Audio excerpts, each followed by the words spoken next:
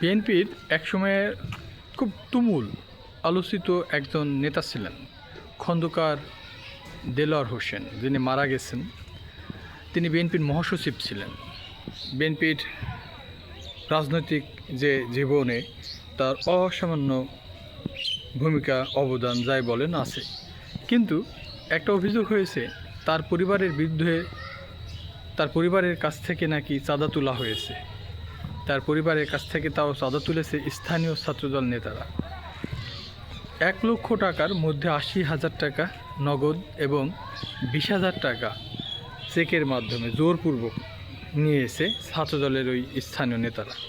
ব্যাপারটা খুবই লজ্জার। বিএনপির একজন প্রভাবশালী নেতা ছিলেন তিনি, মহাসচিব, কম কথা বলুন দলের সেক্রেটারি, যেমন এখন বর্তমানে মির্জা ফখরুল ইসলাম আলমগীর। তো ভবিষ্যতে মির্জা ফখরুল ইসলাম আলমগীরের ফ্যামিলির কাছ থেকেও এমন চাঁদা নেওয়া হবে না, কোনো গ্যারান্টি আছে? দেখুন মানে কি একটা অবস্থা, লেজে গোবরে অবস্থা তৈরি হয়েছে। বিএনপির একটা ভালো নেতা ছিলেন তিনি, খন্দকার দেলোয়ার হোসেন, তিনি মারা গেছেন।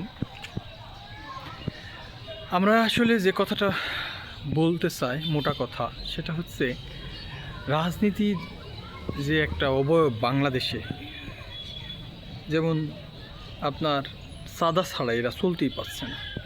প্রত্যেকটা নেতার বিরুদ্ধেই চাঁদা চাঁদা আর চাঁদা, এই কেলেঙ্কারির অভিযোগ। আসলে এটা কেন? রাজনীতিবিদরা কি শুধু এই চাঁদার জন্যই রাজনীতি করে?